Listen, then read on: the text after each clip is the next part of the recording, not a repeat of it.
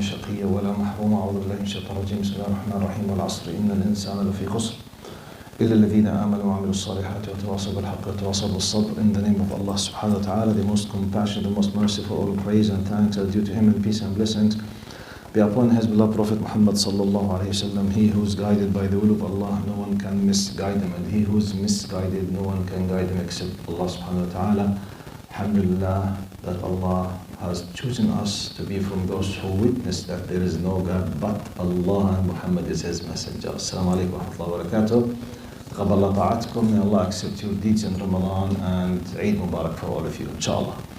Today, inshallah, it's our 108 session, alhamdulillah, by the will of Allah, 2 years plus, alhamdulillah, on weekly basis. We reached to verse 255, which is Ayatul Kursi.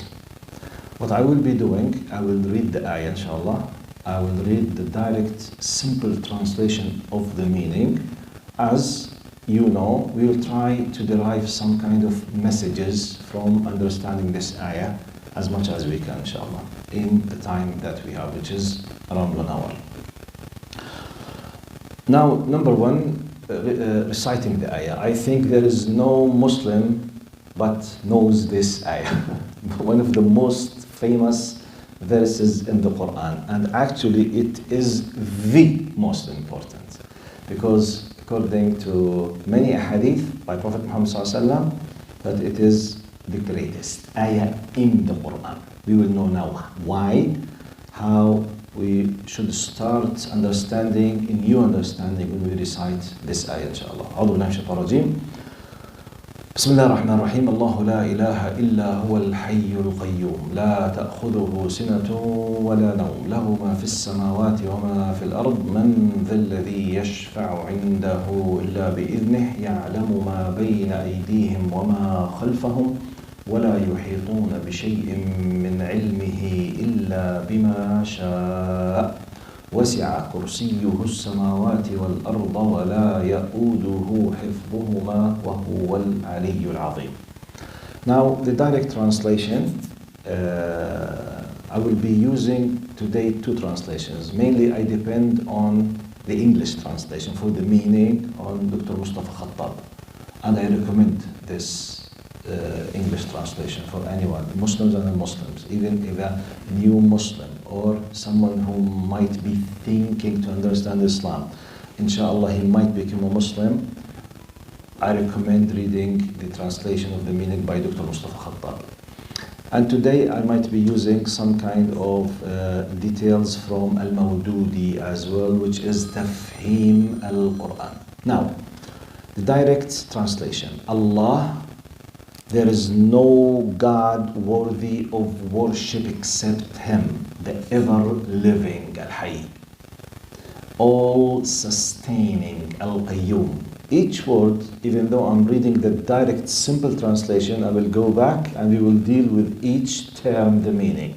Because keep in your mind, English language is very, very, very poor language when it comes to translate from Arabic. It kills the meaning.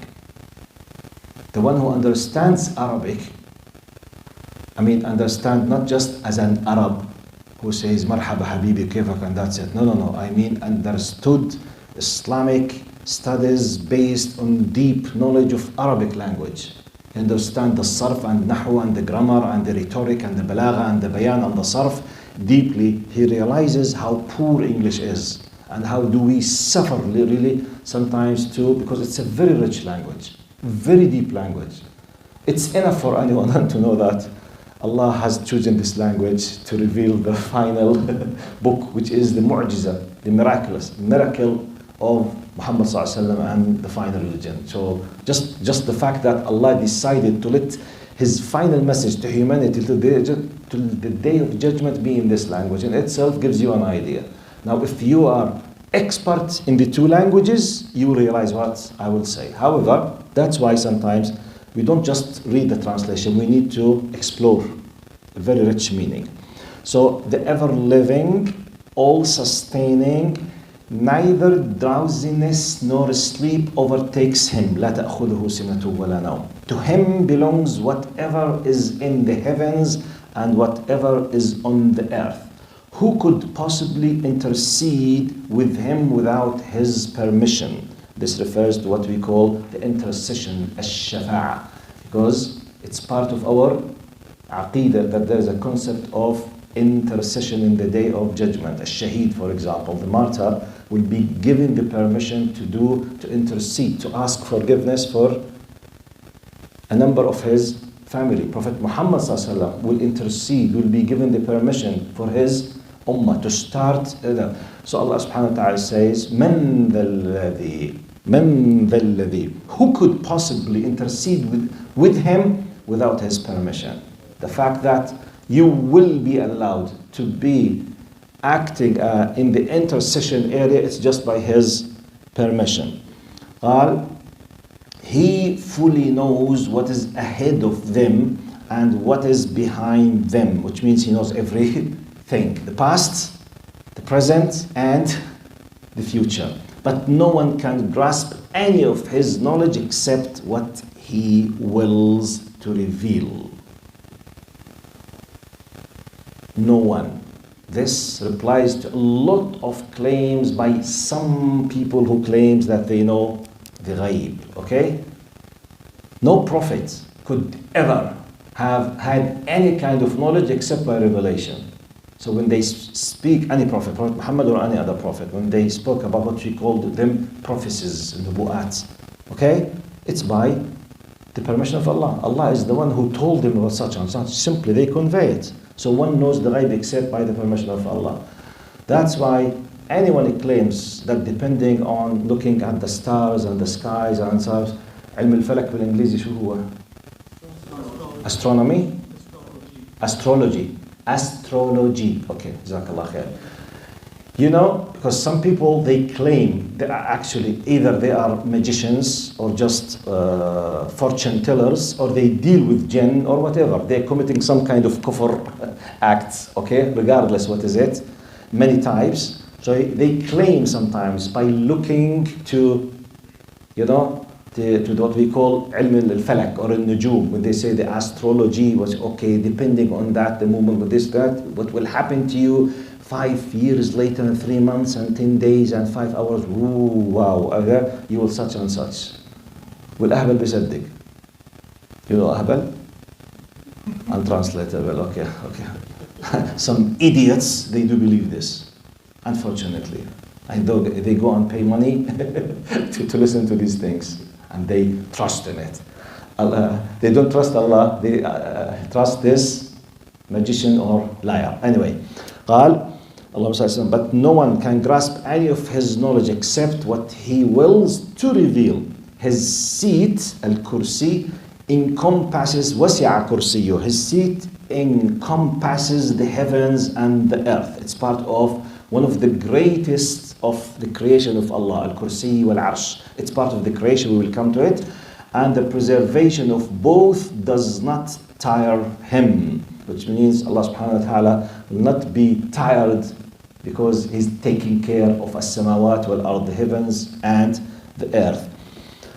And the preservation of both does not tire him, for he is the most high, the greatest. طيب. Now, then next ayah, لا إكراه في الدين قد تبين الرشد من الغي فمن يكفر بالطاغوت ويؤمن بالله فقد استمسك بالعروة الوثقى لا انفصام لها والله سميع عليم. Let there be no compulsion in religion for the truth, and this is a very important ayah. لا إكراه في الدين, because some people, they keep claiming to let the people be away from Islam or loving Islam or to be close from Islam. Islam was spread by force. This is one of the great lies against Islam and Muslims. And the historical fact and the actual reality tells you that this is a lie. Muslims, they ruled India for 1,000 years. 1,000 years, they were kicked out just 200 plus years by the British. And they are minority. Tell me how. If they were forcing people to be Muslims, how come in 1,000 years Hindus are still majority and Muslims are minority? This is pure math, pure logic now. 1,000 years. Do you know that? India, I'm talking about India now. 1,000. And they have the full power. They could have done whatever. No one can ever stop them. If they want to force, how come? Or if Muslims, just simple logic. How do we explain the still existence of Arab Christians among us? You just answer me. If Islam used force. Just 100 years ago, the Ottoman Empire, which was the biggest representative of Islam, collapsed. Before that, for hundreds of years, one of the mightiest power on earth, it was Muslims. And if the Ottomans wanted, or the Mamalik, or the Abbasid wanted to force the people, and they were, for hundreds of years, very powerful empires. If their religion asked them to force the people, how come still we have Arab Christians in Egypt, in Syria, in Jordan, in Iraq, Ashuriyin, Kildaniyin, the Orthodox Christians, still their churches since 700, 800, 900 years still exist, not even one stone was removed from it. Yet some people, they keep claiming Islam was spread by sword. Ya ammi, why sword? Ya ammi, common sense logic is against your claim. But subhanallah, when you are weak, when you don't have a powerful media, mainstream and militant power and big countries to support your cause, anyone can claim whatever. But at least you as an individual, be sure that this is a big lie. This is the reality. La ikraha fi din. There's no compulsion in religion, period. If someone did something else, this is a bad person. No one has the right to say, even if a ruler in the history did such and such. Okay, zalim, wrongdoer, period. Now, how many countries they claim they are defending human rights and they have inside them bad people, evil people, they go against the law. Do we have this or not? Yes, they say, oh, they don't represent us, we are sorry. Okay, the same thing. This is the law, and we have bad people in the history. Well, what's the problem? Yes, it happens. True or false? Now, for as example, the biggest state who claim defending human rights on earth now is the United States. Okay, they have much more human rights measurements than many, at least Arab Muslim countries. This is reality, comparing with regimes, not individuals. But don't they admit that they bring many people to court because they did a lot of evil things or not? No one says they represent the whole American civilization. They represent themselves as evil people. Close the file, Habibi, period, khalas.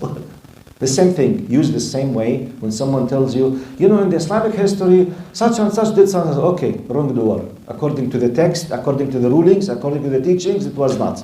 So, la ikraha fi din. Let there be no compulsion in religion, for the truth stands out clearly from falsehood. So, whoever renounces false gods and believes in Allah has certainly grasped the firmest, unfailing handhold. And Allah is all hearing, all knowing. Type. Now this is two verses connected together. Allahu la ilaha illa huwa al-hayyul qayyum. Let's see.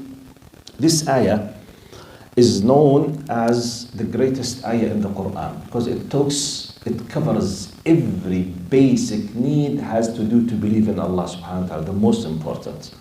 The most important, what we call asma wa sifat, you know, the names and the attributes of Allah subhanahu wa ta'ala that you as a person need to know them if you believe in Him. It covers the most important, which is, we say, the major big attributes which include other attributes inside it. And Allah subhanahu wa ta'ala, one of the beautiful things in our religion, in Islam, Allah did not leave the area or the space open for anyone to use his own ijtihad, his own mental efforts to discover who is Allah. No. Okay? How Allah operates the world, or what does Allah want? Allah made it very clear in the Quran. He introduces Himself by His way. He spoke about Himself and He decided to let us know something about Him and to worship Him by what He revealed to us and to address him as he introduced himself to us. Okay? Now this ayah is one of the greatest. According to many hadith sahiha, let's know about the greatness of this ayah. One of them قال إذا أوى أحدكم إلى فراشه فقرأ آية الكرسي ما يزال أو لا يزال عليه ملك من الله يحرسه حتى يصبح. This is a sahih hadith, and wallahi, as we say, it has been experienced by millions, and it's true, which is the meaning of the hadith. Sound hadith, that when you go to sleep, if you read Ayatul Kursi with the intention and you believe that it is the word of Allah subhanahu wa ta'ala and you are seeking refuge by Allah, be sure that you will be protected from the whispering and the bad influence of the shaitan till you wake up inshallah to the fajr. And believe it or not, I started when I was taught this ayah exactly 40 years ago. Wallahi, I used to have a lot of dreams. When I started reading it, wallahi, like magic, halal magic, okay, no problem. Wallahi, and the night that I forget, you can't imagine what will happen in my mind. Because you need to know, the only way that shaitan or shayateen in general, okay, the jinn of the shayateen, they can make troubles to us through the whispering into our minds. And one of the top, let's say, and best times for them to play this dirty game with us when we go to sleep. When you go to sleep, you are not conscious, you're subconscious. Somehow, Mr. Iblis has an access to the only access that he has, which is طبعا إن كيد الشيطان كان ضعيفا وقال الشيطان لما قضي الأمر إن الله وعدكم وعد الحق ووعدتكم فأخلفتكم وما كان لي عليكم من سلطان إلا أن دعوتكم. Shaitan can call me, can whisper to me, can keep sending messages to me, but he can't force me. Okay? So I need to protect myself. It's like, for example, like a very bad, evil friend of yours at the public school. You know he's a very bad. And he keeps trying to open with you the topic of why not to try some drugs or to go and to do some haram things. Okay? Now, don't say, I will not be influenced, let him speak. La habibillah. Don't walk with him. Just don't be with him. Close the file.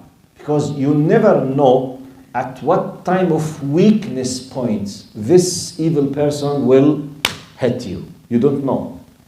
And it happened. I know many stories about people who used to be far from Allah. I'm making analogy now, just to know the influence of the shaitan on us. So I will be making the example on shayateen al-ins. Because Allah said, شياطين الإنس والجن يوحي بعضهم لبعض إلى بعض زخرف القول غرورا. The word shaitan basically from the word shatana, which means to go away of the straight path. It's a description, it's a title. The proper name of the head of the shayateen is Iblis. It's like the name of the head of the human beings is Adam. So Iblis versus Adam, the offspring of Adam alayhi salam, the human beings, Bani Adam, it's us. The offspring of Iblis are the jinn. Okay? Those jinn, some of them they are believers and Muslims. قل أوحي إلي أنه استمع نفر من الجن فقالوا إنا سمعنا. The end of that, we know that we have some Muslims jinn. We don't forget them now. They are living in their world. Yeah. The majority of them, they are kuffar, from descendantship of Iblis.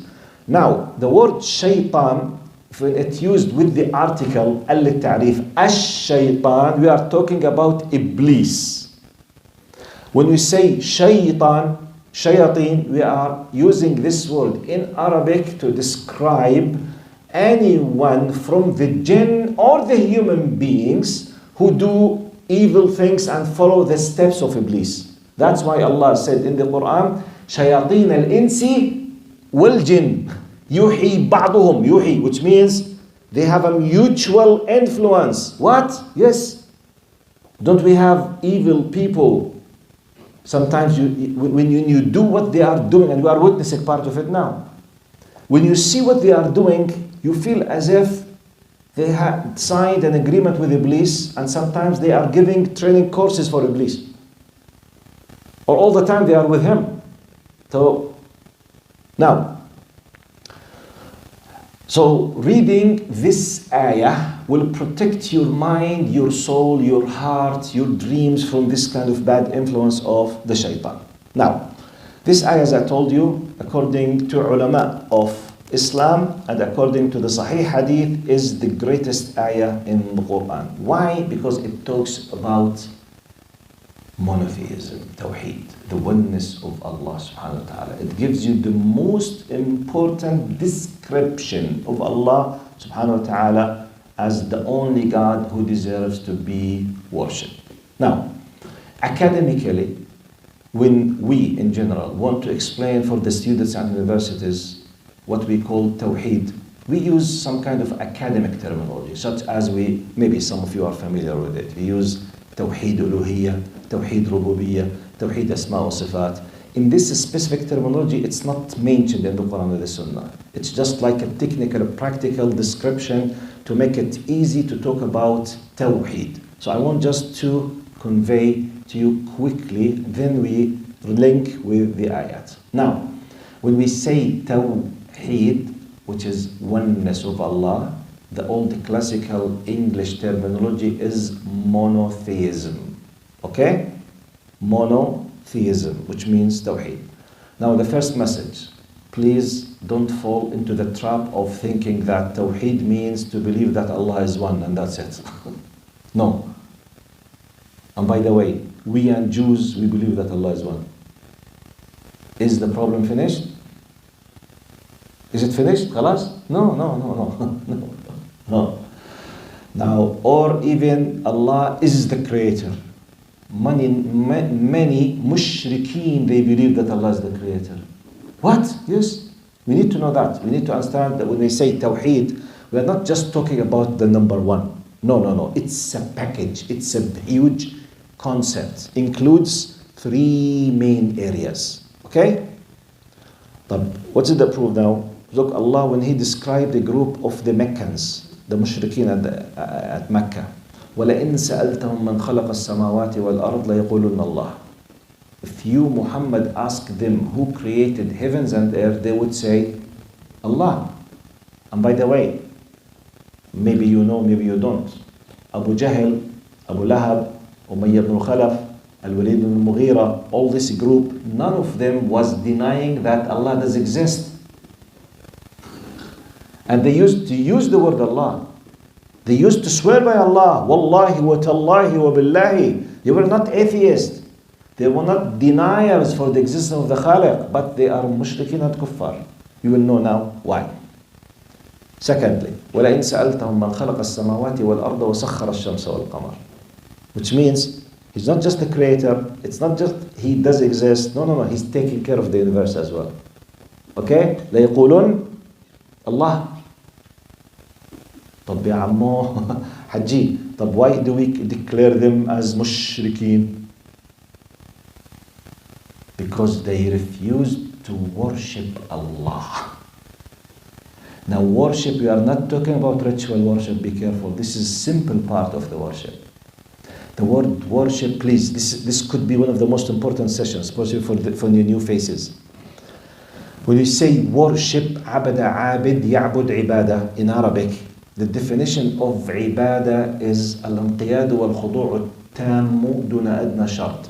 The full submission without any kind of precondition for anything, any person, any group, any idea is an act of worship.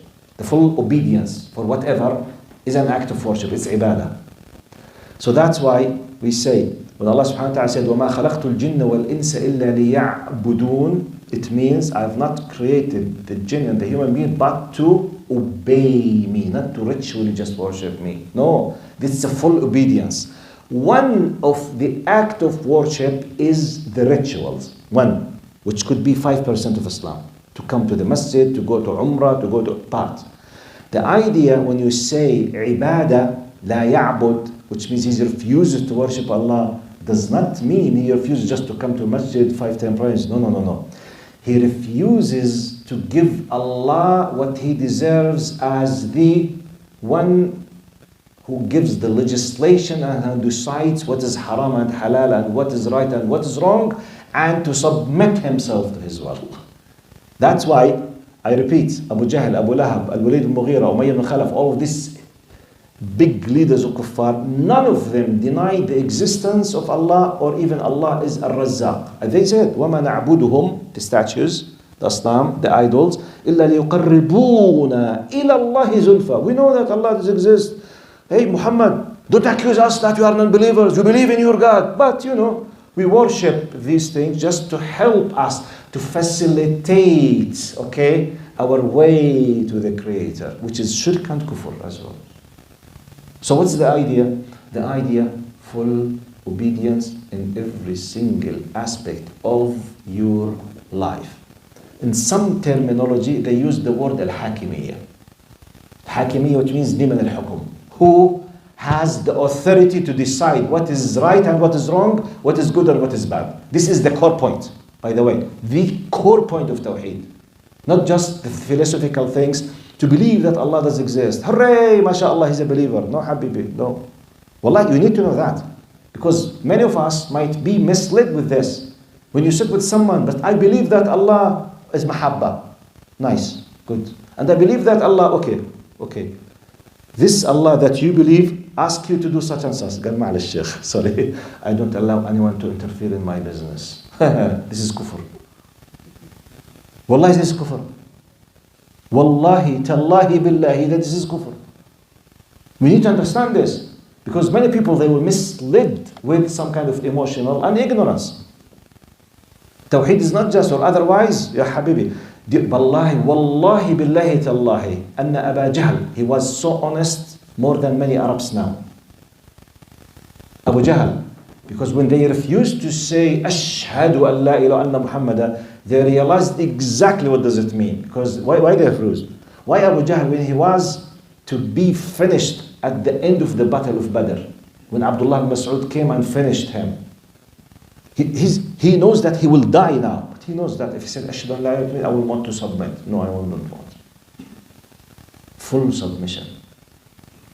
So that's why we need to understand this is the core meaning of Tawheed. However, academically, philosophically, theoretically, as an extra knowledge, I will add to your knowledge what happens in the academic circles, which I believe many of you don't need it. You don't need it, I believe, I personally. But you know why I'm giving you? Because sometimes some people will come and will make noise in your knowledge. Will discuss with you, Tawheed uluhiyya, rububiyyah, asma wa sifat, blah, blah, blah, blah, blah, you discuss these things, you will be confused, as if you have no faith and you have no iman. The core point of Tawheed is what I have told you. That's it, full obedience to Allah. But however, you need to know, to have the full image, full understanding for the whole concept of Tawheed, Allah, we deal with Allah to give His right in our imagination and understanding. We tackle it through 3 areas. We call it Tawheed Uluhiyya, Tawheed Rububiyyah, Tawheed Asma wa Sifat. To believe that Allah is the Rabb and Allah is the Ilah and Allah deserves the full concept of what we call in Islamic terminology Tanzih. And I will explain what does it mean. Now, the first meaning, Allah is Rabb. Rabb basically in English is Lord. That we say landlord. And we say in Arabic language, Rabbul Usra. The caretaker of the Usra, the one who's in charge of the family. We use in Arabic language, Rabbul Usra, Rabbul Bayt. And even you say, إذا كان رب البيت للضف ضاربا فشيمة أهل البيت كلهم الرقص. This is an Arabic usage for the word Rabb. Now, if we say Ar-Rabb, we are talking about Allah subhanahu wa ta'ala. Rabb indicates that everything in the existence has come by His permission and His will, and He's controlling everything and no one else shares Him with this. So Rabb means muhyi, mumit, razzaq, mu'ti, mani', okay, muntaqim, all of these attributes about to initiate something from nothingness, munshi', al-khaliq, to give something to someone or to prevent someone from taking someone. It's because he is a Rabb. So when we say Rabb, what should come to your mind, that Allah is in charge of everything in the universe. Type. This means if any group of Muslims or non-Muslims, and let's talk about Muslims now, such as, I don't generalize, such as some Sufi groups. Some Sufi groups, some of them, they deviated from Islam by thinking that the Shaykh al-Tariqah, he knows the ghaib, and he brings death from, and some Shia, للأسف, some Shia groups, they believe in that, and some of the Imams, that they know the ghaib and they control the universe and they bring deaf people from, all these things. So this is a big issue in Islam. No one shares Allah with life or death or rizq. We are just means. Ar-Razzaq Allah subhanahu wa ta'ala. It's not you. You are just a means. Allah subhanahu wa ta'ala is using you, Allah subhanahu wa ta'ala is using you, using me. I'm not the Razzaq for my kids. Allah is using me to let the rizq, and rizq will come to them with their, I do exist or I do not. So I should not believe that Ana Razzaq. No, a'udhu billah. Allah is Ar-Razzaq. Allah is Al-Muhyi. We don't bring life. You are married. You go and sleep with your wife, but you don't give life to this new child. Allah is the one who gives the permission. So this is the Rabb. Okay? No one shares. So if anyone believes that Shaykh al-Tariqah or this man or that other has a power in this area, he's committing an act of shirk. Type. Al-Ilah. Ilah, the only being who deserves to be worshipped, which I explained now just. When we say Ilah, no one to be obeyed above him. Anyone to be obeyed under his permission. وَأَطِيعُوا اللَّهَ وَأَطِيعُوا الرَّسُولِ وَأُولِي الْأَمْرِ مِنْكُمْ. When someone deserves, who knows the knowledge, he's giving you something because he's working under the umbrella of Allah subhanahu wa ta'ala. But no one equal to Allah or above Allah. Including, here comes now the area of politics. Ya Habibi al politics. Shaffar. Yeah, here comes Tawheed al-Uluhiyya. We are entered because Tawheed al-Uluhiyya means no one to be obeyed except Allah. Type. Technically, practically, how many Muslims, Arabs and non-Arabs, they put their kings, leader, parties, watan, groups, whatever, just name them, okay, Hizb al-Ba'ath, Hizb al-whatever, they put it above Allah. Technically, practically, how many of them? For example, Hizb al-Ba'ath Suri, I heard from many people. For me, it became ijma', ijma' consensus, that many people, they use, not from the age of those who are 30s and 40s and 50s, they used to repeat at school, آمنت بالبعث حزب البعث ربا لا شريك له وبالعروبة دينا ما له من ثانٍ. This is part of their slogans. I believe in the party of Al-Ba'th, the Renaissance. رَبًّا لَا شَرِيكَ لَهُ, as my Lord has no partner. This is part of their slogans. Pure shirk. Pure, direct. يعني قلت إخوان المصريين مؤشرة كده. Pure shirk مؤشر. يعني you need to put no effort to understand it. It's a pure shirk directly. آمنت بالبعث ربا لا شريك له وبالعروبة دينا ما له من ثانٍ. And I believe in the national Arabism or the nationality of Arabs as a religion has no other partner. My religion is my nationality and my Rabb is my party. When you see this, do you need more explanation? And it was based on the idea of Marxism, which is part of communism. I'm just giving an idea. The idea would come to politics, which means technically, those people, they are saying what? They are saying technically to Allah, we don't care what you want from us. We care what we want to say or we want to do. So we need to understand. When we speak about Allahu la ilaha illallah, it's not just we are chanting a nice religious spiritual song. No. It has a great meaning. We say Allahu la ilaha illa huwa al-hayyul qayyum. لا تأخذه سنة ولا نوم له ما في السماوات له. Everything belongs to him. He is the one who is in charge. He's the creator, and he has the only one who has the full right to be obeyed. لا تأخذه سنة ولا نوم له ما في السماوات والأرض. من ذا الذي يشفع عنده إلا بإذنه يعلم ما بين أيديهم وما خلفهم ولا يحيطون بشيء من علمه إلا بما شاء وسع كرسيه about his greatness. This is the first and second message. Now, let's go to اللهم صل على سيدنا محمد. The third one, sorry. I told you توحيد ربوبية, توحيد ألوهية, and توحيد أسماء وصفات. توحيد أسماء وصفات, this is a very sensitive area. Because Muslims during the history, they had a lot of fight inside this area. I ask Allah not to let me be part of this fight. But there is حق العلم sometimes, just to make it as much as simple as I can. And I wish if I'm able to speak in Arabic, because it's a very, very sensitive, tough topic to decide it. Not because it's tough, because of the historical accumulation between some groups of Muslims. May Allah forgive many of them. Now, the idea. Tawheed al-Asma' wal-Sifat basically is based on the idea of Tanzih. Tanzih is a pure Islamic terminology. By the way, no translation. But if I want to translate it, now I will explain to you the meaning of Tanzih. Tanzih could be translated with one of terminology, which is the glorification of Allah, to glorify Allah.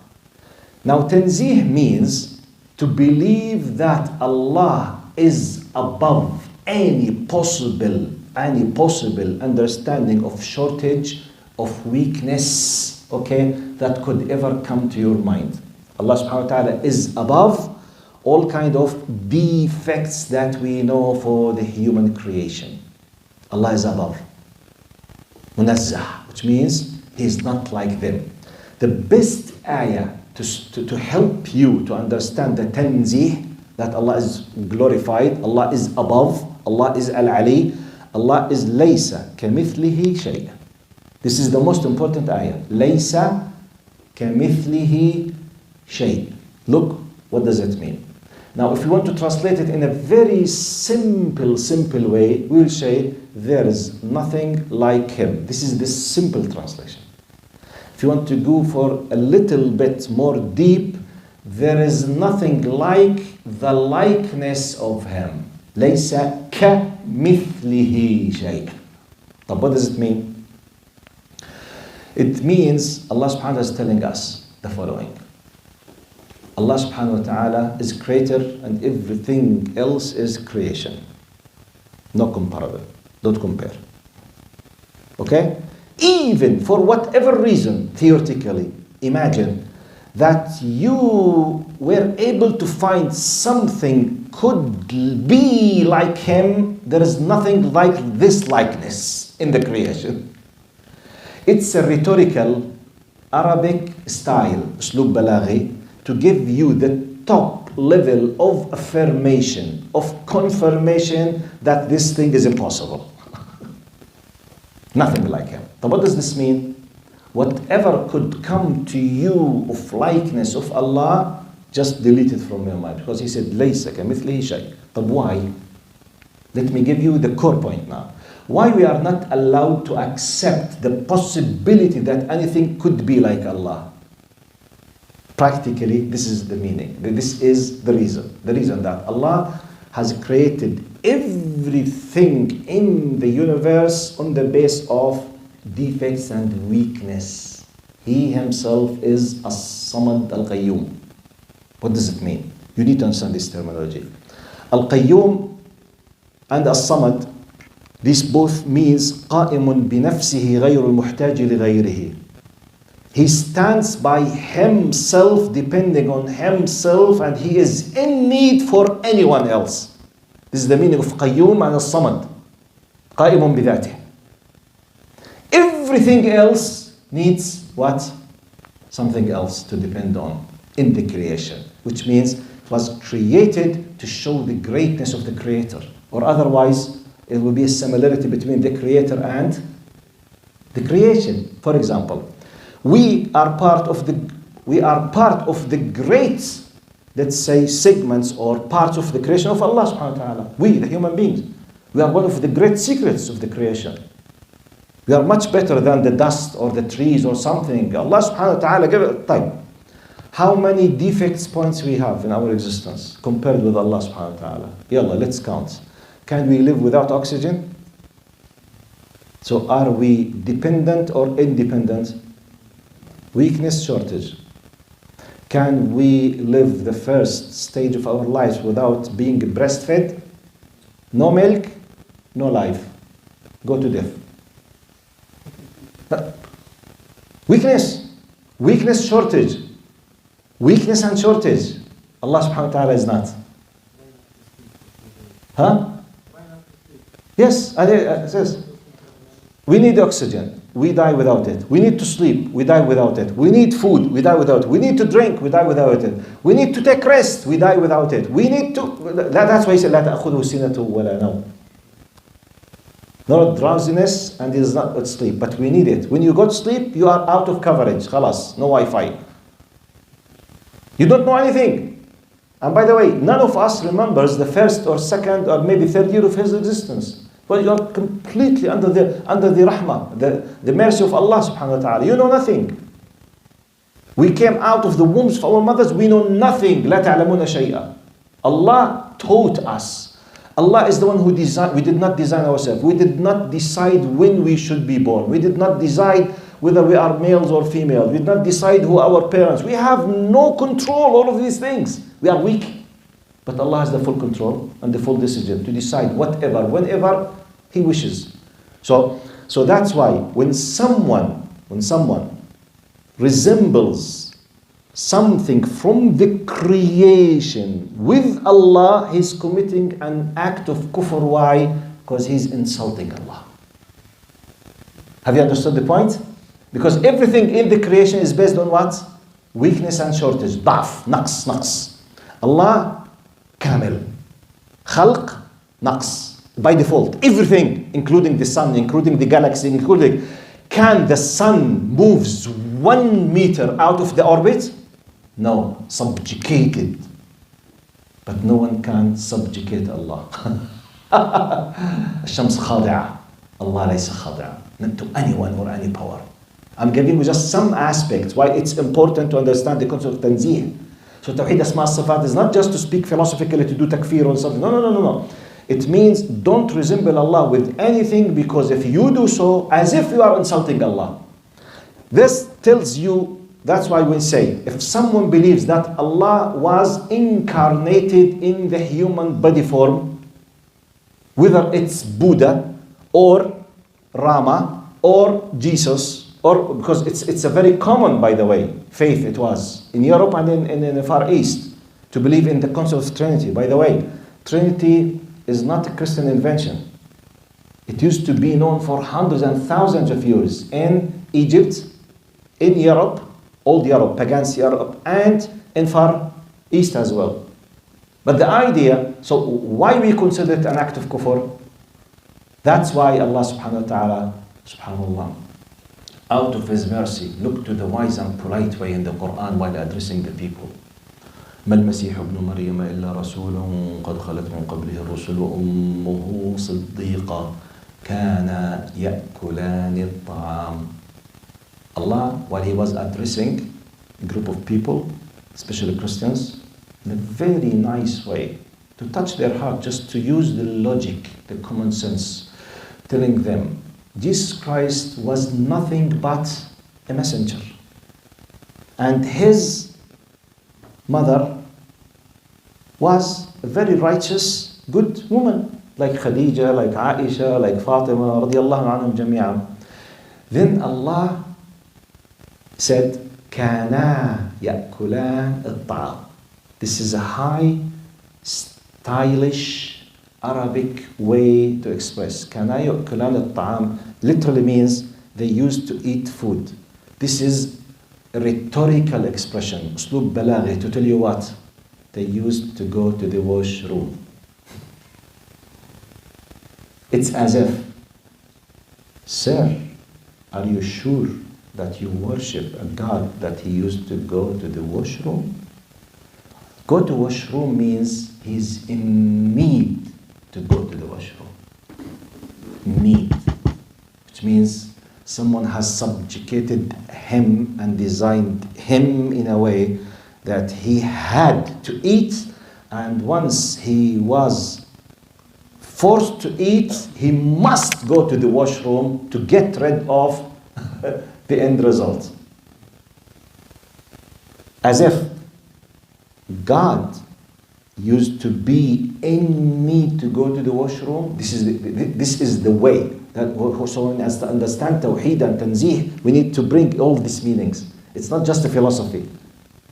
So therefore, Allah. Now, next message. I'm sorry. I know it's a little bit deep Aqidah topic, but I believe you need it. Yes, Dr. Yasser. It's important to mention also, I know it's too long, I'm sure you want to mention it, but it's important for the young ones to know that even if Allah used in the Quran or Muhammad ﷺ used in the Hadith an attribute that is meant to be describing Allah Azza wa Jal, and this attribute is similar in the way it is said, a description that can be given to a human being as well, that there is no any comparability. Yes.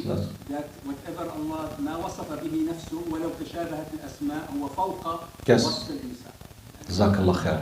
I'm trying just to avoid the very, very deep problematic things, because some of them maybe it's their first time in their life they are exposed to this meaning. So I'm trying to use it in a very simple way. The most important thing of the idea, ليس كمثله شيء.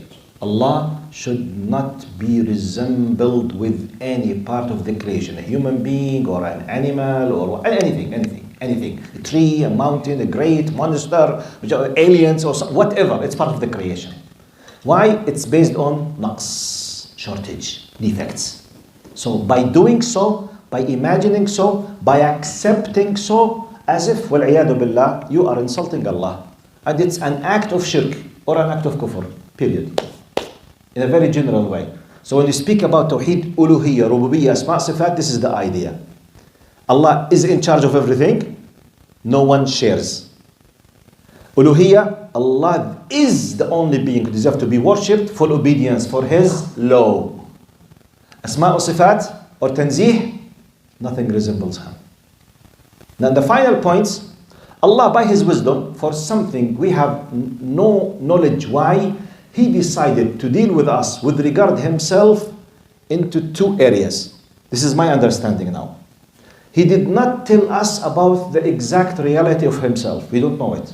We don't know, by the way, Allah is beyond time and place. By the way, time and place, they are part of the creation. Our minds, they are restricted with time and place. This is not applicable in Allah. Allah is not subjugated under the time frame.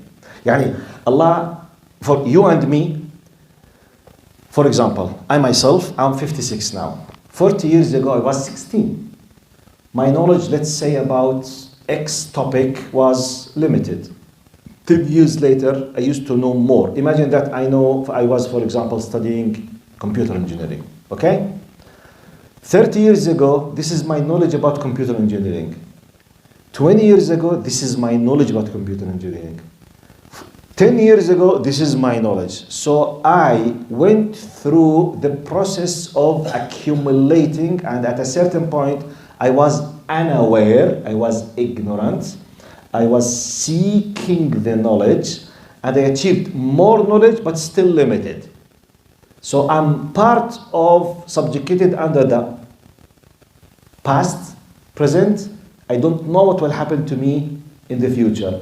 Am I going to be increased in knowledge, or I will die tomorrow, or I will have Alzheimer and I forgot everything? I don't know. This is not applicable in Allah. There is no single time, وَالْعِيَادُ بِاللَّهِ, Allah was not aware of something, and suddenly He discovered this thing. If you believe in that, could be acting an act of shirk. Allah knows everything. How? We don't know. We can't grasp it because Allah ليس كمثله شيء. So, Allah told us about His power. Allah told us He manifested to us His greatness through the creation, through the law, through the design, through the qadr. We know the greatness of Allah subhanahu wa ta'ala. When we seek the knowledge, the ilm, the science, the physics, and by the way, physics, mathematics, they are based on the laws that are created by Allah subhanahu wa ta'ala. It's embodied inside ourselves, the common sense, completely. And we say, we invented so and so. Habibi, you just discovered the relation between the materials. Allah is the one who designed and embodied the nature of such and such and such these materials. We are just discovering and making benefit. We do not create the ability in these materials. We don't bring it to be. No, we just discover. Okay? For example now, when we put, let's say, we discovered now that water is combined of oxygen and hydrogen. Have we created the ability between the atom of the hydrogen and we designed it to accept the oxygen to form water? Or we discovered this? We discovered. Okay? We just discovered.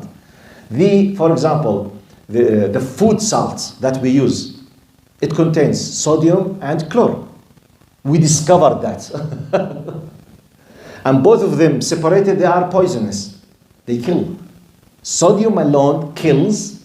Chlorine alone kills. When they are combined in a certain way, according to the law of Allah, we have food salt. We can't eat without it. Who gave the decision that this material out of hundreds and then millions of components, when they are together, they form X or Y or Z? It's Allah. We just discover. So we keep trying in the lab. Those people, they keep, we did, Habibi, without the knowledge of Allah subhanahu wa ta'ala. You are just discovering the greatness of Allah. That's why the true alim, whenever he discovers something, he should do sujood. That Allah enabled him to realize more from the knowledge that Allah has put inside this universe. This is a big difference between the believer and the atheist.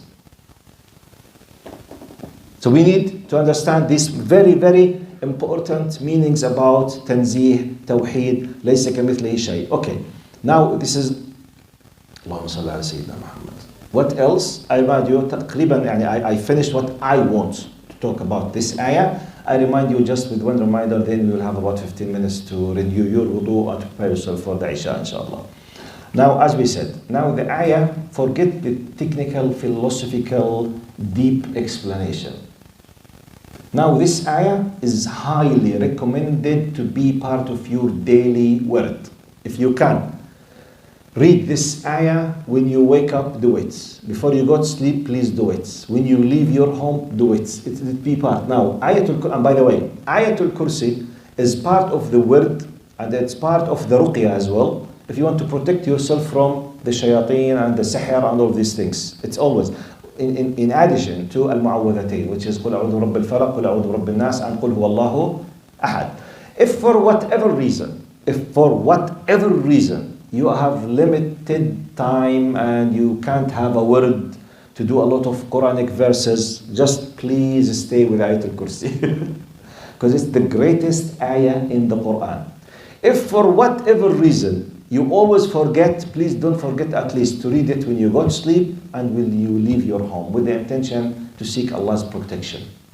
This is a great ayah. This is not a normal ayah. It's the greatest ayah in the Quran. Repeat it again. I recite it. Read the translation very quickly and we'll finish my dars inshallah bi'idhnillah. أعوذ بالله من الشيطان الرجيم. بسم الله الرحمن الرحيم. الله لا إله إلا هو الحي القيوم. لا تأخذه سنة ولا نوم له ما في السماوات وما في الأرض من ذا الذي يشفع عنده إلا بإذنه يعلم ما بين أيديهم وما خلفهم ولا يحيطون بشيء من علمه إلا بما شاء وسع كرسيه السماوات والأرض ولا يؤوده حفظهما وهو العلي العظيم. Allah There is no God worthy of worship except Him, the ever-living, all-sustaining. Neither drowsiness nor sleep overtakes Him. To Him belongs whatever is in the heavens and whatever is on the earth. He who could possibly intercede with Him without His permission. He fully knows what is ahead of them and what is behind them. But no one can grasp any of His knowledge except what He wills to reveal. His seat encompasses the heavens and the earth, and the preservation of both does not tire Him, for He is the Most High, the greatest. As Allah subhanahu wa ta'ala أن يعلمنا ما ينفعنا وأن ينفعنا بما علمنا. If anyone would like to ask a question or one or two questions very quickly in 2-3 minutes, otherwise I will stop and we will raise the adhan inshallah. تفضل أخي. Yes. If you can speak as loud as you can. So my question was, like, obviously we know there are Muslim groups that have issues with, like, aqidah, like, for example, like, getting the Prophet ﷺ status to a level that is in an appropriate level. Sorry. You know, like stuff like that. Yeah. Why do such Muslims still call themselves Muslims when clearly they have obvious aqidah issues? That's very complicated, brother. But what, I mean, let's differentiate between leaders and what we call the lay people, العامة, عوام الناس. Ignorance, politics, hidden agendas, wars between, because, you know, now, Muslims, they were a great nation. So one of the main reasons, and I will do it in a very short way, because it needs a very deep ilm majlis, okay? It's not wise to open this in this context, because you need to establish the basics. But one of the things, in general, answer, ignorance. One of them, misleading. One of them, politics. But let me go historically, how come these groups became part of Islam, claiming that they are Muslims? One of the main reasons, in my understanding and my readings. Islam, Arabs and Muslims generally, they were limited in the Arabic Peninsula.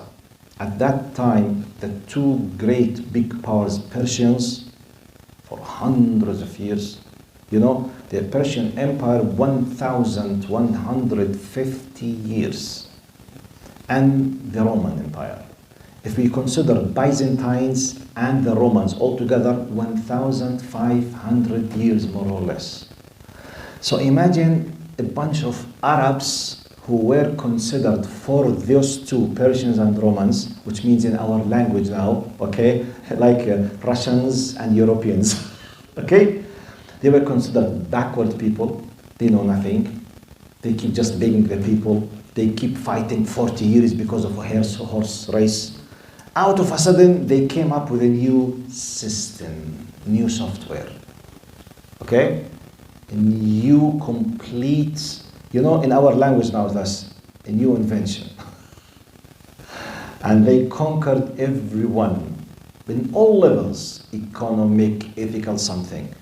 So common sense says you will have an enemy. If you are very powerful, they will not declare their enmity. They will work under the table. One of the working under the table, they will invent this kind of ideas and groups to try to fight Islam from within. It's one of the main reasons, by the way. Especially the area of Persians, especially at that time. Because they felt it's very tough because they were collapsed completely at Al-Qadisiyah, Umar al-Khattab and Amr ibn al-As. Finished literally, 33 Hijri, خلاص. 1,150 years they were demolished. Can you imagine the feelings? They want to take revenge. So they work very hard with the help of other powers as well. But this is one of the main reasons. So it's a big topic now. And by the way, let me just give you another answer now. Do you think if someone is realizing that he's wrong is enough to leave what he is doing as a wrong thing?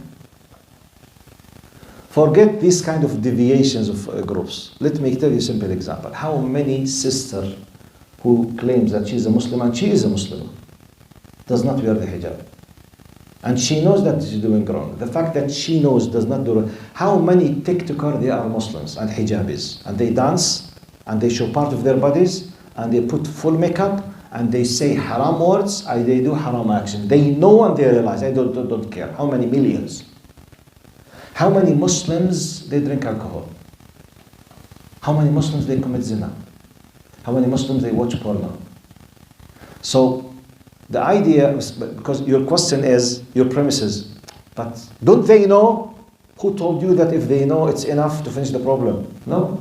You have a lot of other reasons. Desires, priorities, benefits. Like in political level, 99.999% of political leaders in Arab world, they know that they are doing wrong things and doing dhulm and killing the people, torturing them. But we call them in the Islamic terminology muntafi'un. They are benefiting themselves, they don't care. They know they will be punished, but they don't care now. That's why Jahannam is waiting. So on political level, on hijab level, on zina level, on khamr level, we have the same example. So it's not just enough for the reality to be clear so that anyone knows the reality will follow it. No. We have a lot of complicated other reasons, psychological and the arrogance. And the best example, and let me finish by best example, the best of the best of the best of the best. You know what is it? Mr. Iblis. Mr. Iblis. Mr. Iblis, he was an eyewitness of the creation. He was not facing any trouble with the idea of ilm al-ghayb. For us, we are tested with al-ghayb, by the way. It's part of our test. ألف لام ميم ذلك الكتاب لا ريب فيه هدى للمتقين الذين يؤمنون بالغيب. Part of our test to believe in the ghaib. Was it ghaib for Iblis? He was an eyewitness. Eyewitness on the beginning. This huge ceremony of the beginning of the creation of Adam. Do the sujood. قال لم أكن أسجد لبشر خلقته من طين.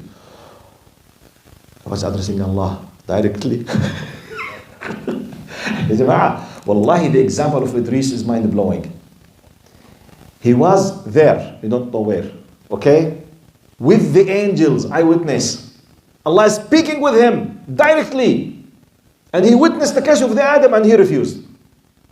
That's why don't ever think that knowing the haqq is enough to follow the haqq. No!